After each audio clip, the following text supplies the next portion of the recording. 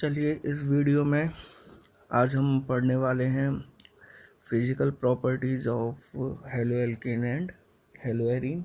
ठीक है, हेलोएल्केन और हेलोएरीन्स की फिजिकल प्रॉपर्टीज़ के बारे में स्टडी करने वाले हैं। तो इसमें सबसे पहली जो प्रॉपर्टी है वो है फिजिकल स्टेट, कलर एंड ऑडोर। ठीक है, यानी हेलोएल्केन हेलोएरीन्स की फिजिकल स्टेट क्या होती है, सॉलिड लिक्विड गैस में से क्या होते हैं वो, कलर कैसा होता है, ओडोर यानी उनकी स्मेल किस तरीके से होती है, कैसी स्मेल होती है, ये सारी चीज़ें हम यहाँ पहले पॉइंट में स्टडी करेंगे। तो देखिए, इसमें सबसे पहला पॉइंट ये है कि जब ये प्योर होते हैं, हेलोएल्केन और हेलोएरीन प्योर होते हैं तो ये कलरलेस होते हैं।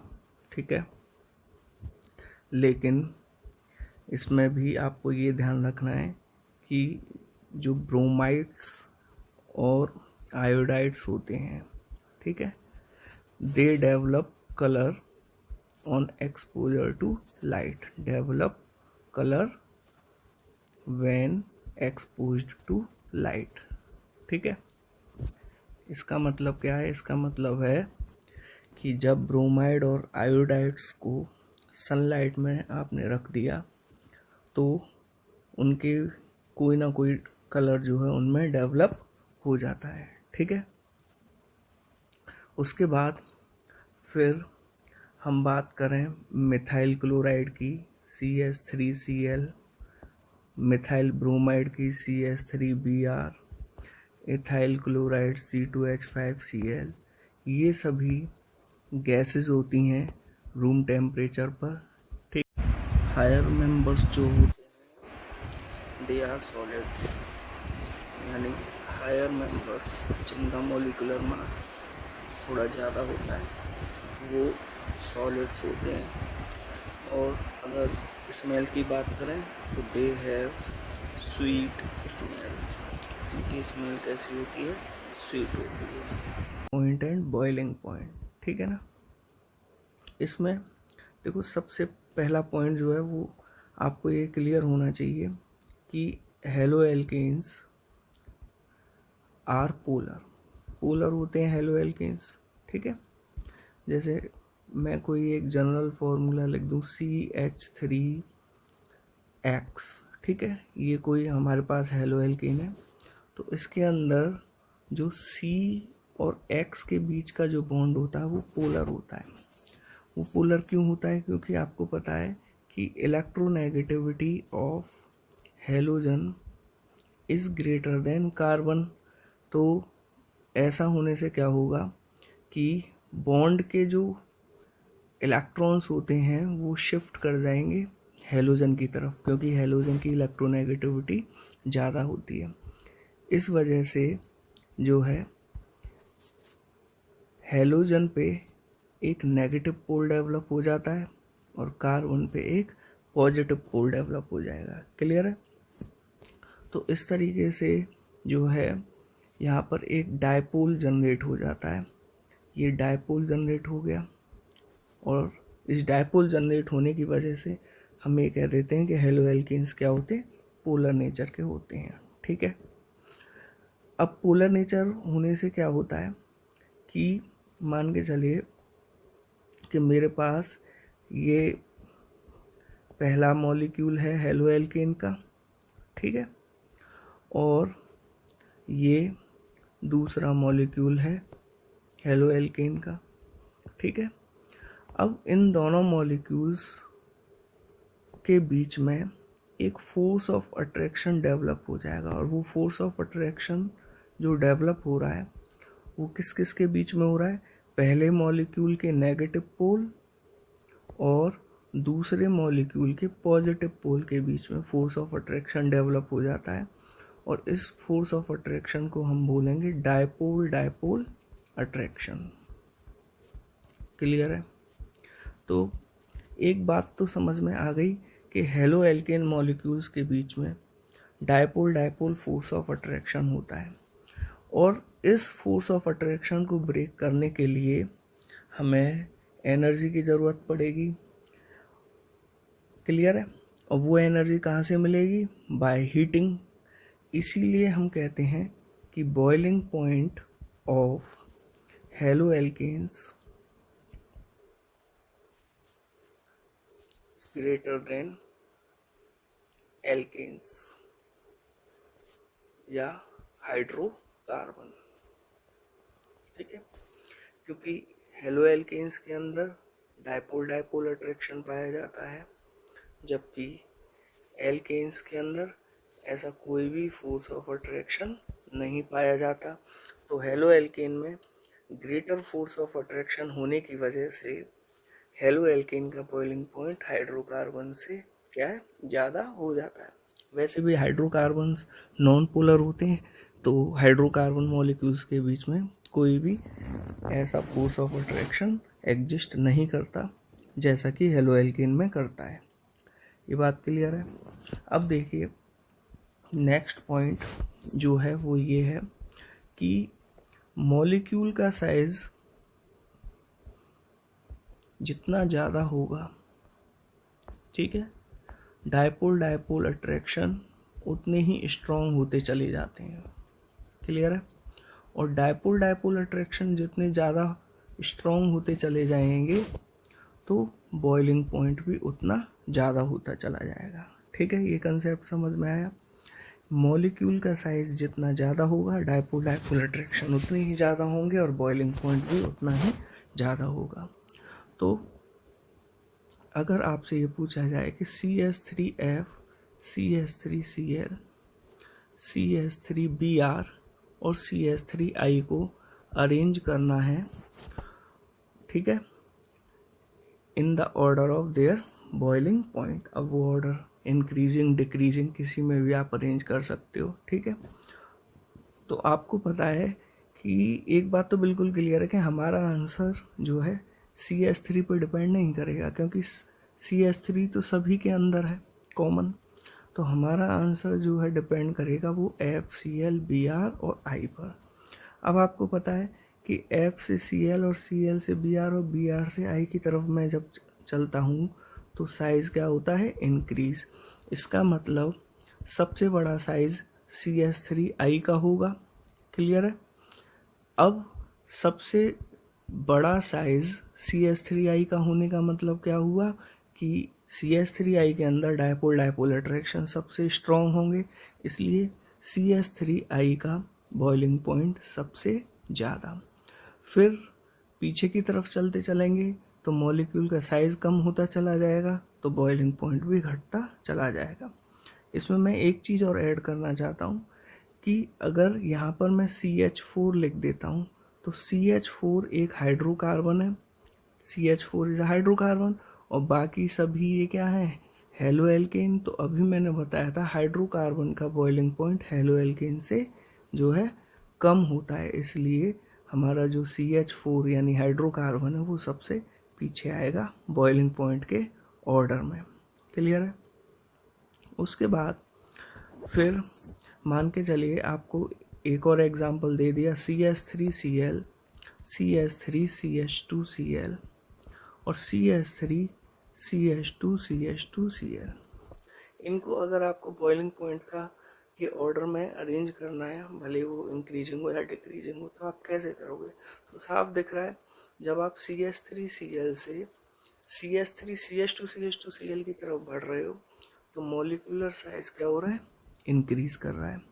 मॉलिक्यूलर साइज इंक्रीज होने से क्या होगा कि डायपोल डायपोल अट्रैक्शन स्ट्रॉन्ग हो जाएंगे और उसकी वजह से बॉइलिंग पॉइंट क्या होता चला जाएगा, बढ़ता चला जाएगा। तो ये ऑर्डर क्या हो गया इस तरीके से। लेकिन अगर आइसोमेरिक हेलो एल्केन दे रखे हैं आपको, तो आइसोमेरिक हेलो एल्केन दे रखे हैं, तब बॉइलिंग पॉइंट का जब आप ऑर्डर निकालोगे तो आपके लिए आप जो कंसेप्ट यूज़ करोगे वो ये है कि ब्रांचिंग जिस मॉलिक्यूल में जितनी ज़्यादा होती हैं, बॉइलिंग पॉइंट उस मॉलिक्यूल का उतना ही कम होता है। उसका कोई रीज़न पूछे कि ब्रांचिंग ज़्यादा होने से बॉइलिंग पॉइंट क्यों कम हो जाता है, तो वो ये है कि ब्रांचिंग बढ़ जाने से सरफेस एरिया ऑफ मॉलिक्यूल क्या हो जाता है, घट जाता है। और सरफेस एरिया ऑफ मॉलिक्यूल घट जाएगा तो van der Waals forces of attraction जो है वो भी क्या हो जाएंगे, van der Waals forces of attraction भी क्या हो जाएंगे, घट जाएंगे। Van der Waals forces of attraction, confuse होने की ज़रूरत नहीं है, डायपोल डायपोल अट्रैक्शन जो है एक van der Waals force of attraction ही होता है। क्लियर है? तो ये बात सबके समझ में आ गई कि अगर आपको आइसोमर्स दे रखे हैं तो आइसोमर्स के केस में बॉइलिंग पॉइंट का ऑर्डर हम क्या किस कंसेप्ट से देखते हैं, वो ब्रांचिंग से देखते हैं, जिसमें जितनी ज़्यादा ब्रांचिंग उसका बॉइलिंग पॉइंट उतना ही कम। अब इस चीज़ को एक एग्जांपल से समझ लेते हैं। जैसे कि मेरे पास एक मॉलिक्यूल है CH3CH2 CH2CH2Cl, ठीक है, और दूसरा मॉलिक्यूल है CH3CH3 CH2Cl, ठीक है, और एक और मॉलिक्यूल है CH3 C, इस C पर 2 CH3 लग गए, ठीक है, एंड देन Cl। क्लियर है? वैसे अगर मैं बात करूं तो ये हो गया हमारा, this is N butyl chloride, ठीक है, this is isobutyl chloride, this is tertiary butyl chloride, ठीक है। अब अगर मैं बात करता हूँ ब्रांचेस की, ठीक है, तो पहले वाले कंपाउंड में 0 ब्रांच है, दूसरे वाले कंपाउंड के अंदर 1 ब्रांच, एक ब्रांच आपको दिखाई दे रही है, ठीक है, क्लियर है, और इसके अंदर आपको जो है 2 ब्रांचेस दिखाई दे रही हैं, आपको इस तरीके से 2 ब्रांचेस दिखाई दे रही हैं।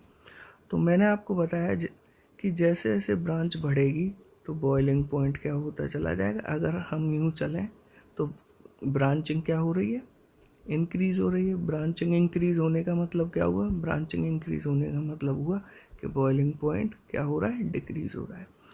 क्लियर है? इसका मतलब सबसे कम बॉइलिंग पॉइंट इसका और सबसे ज़्यादा बॉइलिंग पॉइंट इसका। ये बात समझ में आती है? ठीक है। अब देखिए हेलो एरिन्स के केस में एक पॉइंट बहुत इम्पोर्टेंट है हेलो एरिन्स के केस में, ठीक है।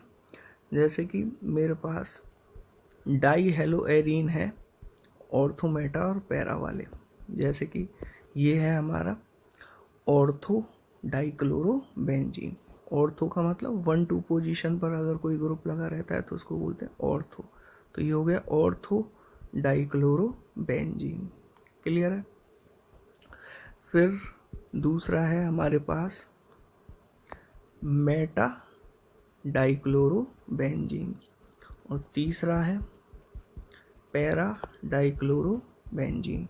आपको समझ में आना चाहिए कि ऑर्थो, मेटा और पैरा ये तीनों आइसोमर्स होते हैं। क्लियर है? अब जब हम इनके बॉइलिंग पॉइंट का कंपैरिजन करें तो इसका बॉइलिंग पॉइंट 453 केल्विन होता है, इसका लगभग 446 केल्विन और इसका 448 केल्विन होता है। तो जब मैं कंपैरिजन करता हूँ तीनों के बॉइलिंग पॉइंट का तो ज़्यादा डिफरेंस नहीं है, तो मैं कह सकता हूँ बॉइलिंग पॉइंट ऑलमोस्ट क्या होते हैं, तीनों के सेम होते हैं।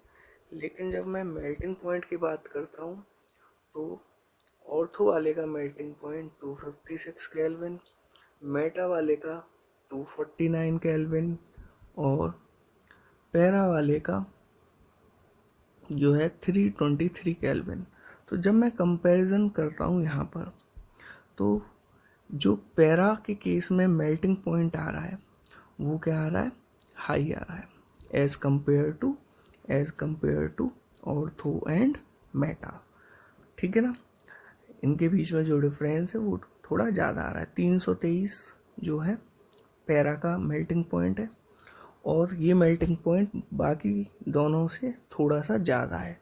तो यहीं से क्वेश्चन बनता है कि why melting point of para dichlorobenzene is higher then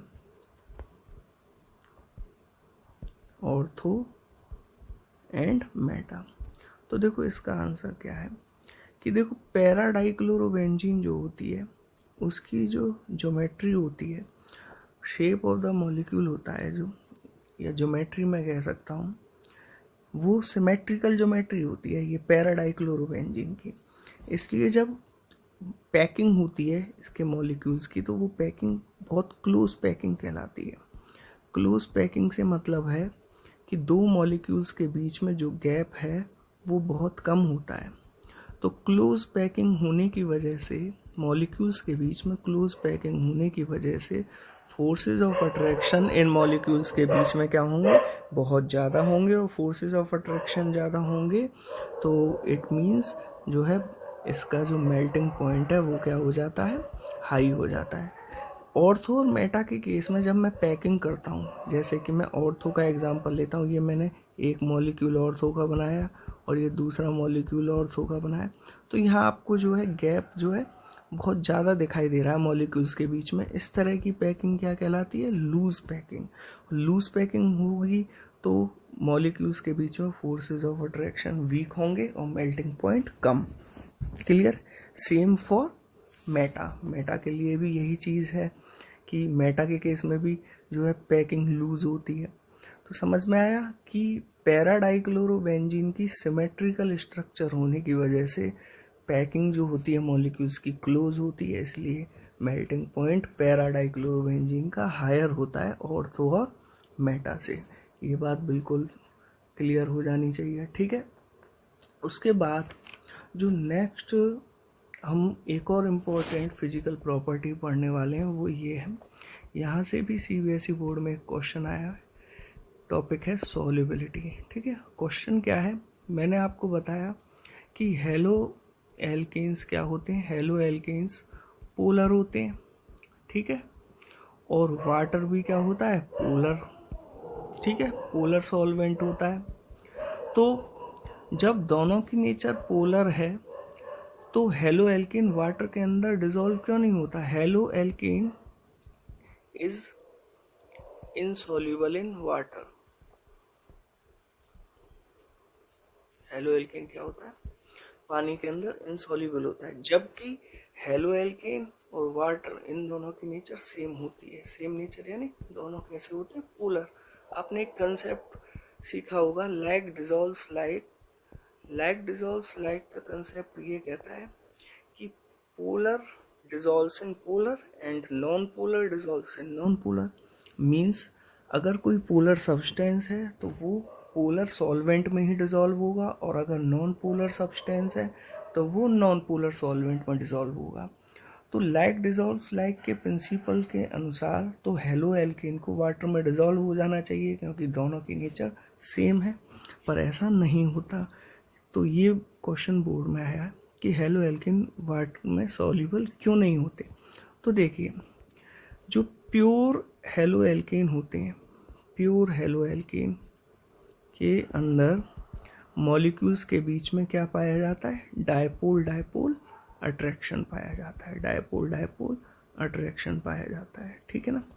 और जो प्योर वाटर जो होता है उनके मॉलिक्यूल्स के बीच में क्या पाया जाता है, हाइड्रोजन बॉन्डिंग पाई जाती है। अब जैसे ही मैं हेलो एल्केन और वाटर को मिक्स करूँगा, तो हेलो एल्केन और वाटर को मिक्स करने के बाद जो इन दोनों के बीच में बॉन्डिंग बनती है, यानी हेलो एल्केन मॉलिक्यूल और वाटर मॉलिक्यूल के बीच में जो बॉन्डिंग बनती है वो मच वीकर बॉन्डिंग बनती है, much weaker bonding as compared to dipole dipole and hydrogen bonding, ठीक है ना। तो कंपैरेटिवली जो बॉन्डिंग फॉर्म हो रही है हेलो एल्केन और वाटर मॉलिक्यूल के बीच में, वो बॉन्डिंग डायपोल डायपोल से भी कमज़ोर है, हाइड्रोजन बॉन्डिंग से भी कमज़ोर है। तो फिर इसका मतलब हेलो एल्केन और वाटर के बीच में जो बॉन्ड है वो नहीं बन पाएगा, और इस वजह से हेलो एल्केन वाटर के अंदर सॉल्युबल नहीं हो पाएगा, ठीक है। तो इस तरीके से ये क्वेश्चन जो है बोर्ड में आएगा तो आप इसे लिख के आ सकते हैं। तो ये हमारी जो फिजिकल प्रॉपर्टीज़ हैं हेलो एल्केन हेलो एरिन्स की वो ख़त्म होती हैं। Thank you.